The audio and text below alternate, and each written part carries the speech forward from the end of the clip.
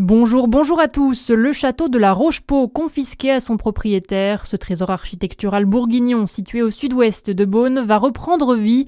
La décision a été prise par la cour d'appel de Metz hier. Le château était à l'abandon depuis 8 ans. Après l'arrestation de son ancien propriétaire, l'Ukrainien Dimitri Malinovski, pour escroquerie dans son pays, le bien est désormais en passe de devenir propriété de l'État. La décision sera officielle dans 10 jours. Pour le moment, l'avocat du propriétaire peut toujours demander un pourvoi en cassation. Un nouveau directeur à la tête des hôpitaux du Jura. Philippe Lequien prendra ses fonctions en mai, ancien directeur du CHS de Sevray en Saône-et-Loire. La directrice intérimaire va pouvoir retrouver ses fonctions au CHU de Besançon. Coup dur pour les salariés de la société Fralsen à Besançon. Ils ont appris hier que leur entreprise était placée en liquidation.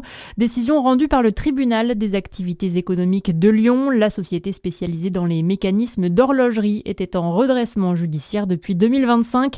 En tout, 63 salariés devraient perdre leur travail. Le Babybel s'implante dans le Dakota du Sud. Le groupe jurassien Bell vient d'investir 200 millions de dollars pour la création d'une usine et pour imposer un de ses fromages iconiques sur le marché américain. Dans le reste de l'actualité, un soldat français tué en Irak. C'est l'annonce d'Emmanuel Macron cette nuit sur X. Une attaque de drone a frappé une base située dans la région d'Erbil au Kurdistan irakien. C'est le premier militaire tricolore mort depuis le début de la guerre au Moyen-Orient. Le nucléaire français, Emmanuel Macron a présidé le 5e conseil de politique nucléaire. Il était ce jeudi en Seine-Maritime sur le site de la centrale de Penly dans le cadre du programme EPR2. Le président a tenu à rappeler l'importance du nucléaire dans le mix énergétique français pour la décarbonation. On a fait un investissement énorme, le grand carénage. On a investi, on a réacquis les compétences. On a su aller au bout de Flamanville. On a, l'année dernière, surproduit l'électricité dans notre pays. Ici, ce sont les grands travaux du 21e siècle.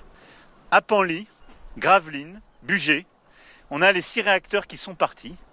Et on va bâtir notre capacité à produire de l'énergie décarbonée, compétitive et pilotable pour nos enfants. Et donc avec ce chantier du siècle, on va faire pour nos enfants ce que nos parents ont fait pour nous. L'Élysée annonce aussi que l'argent placé sur le livret A financera à hauteur de 60% le programme nucléaire EPR2.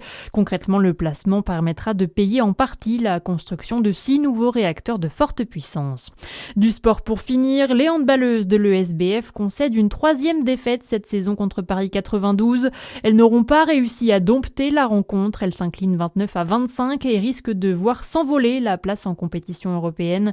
Et puis les joueuses de la JDA Dijon que l'on retrouvera demain soir contre les Alsaciennes du SAT, coup d'envoi à 19h30. Voilà pour l'info, à suivre la météo sur Fréquence Plus.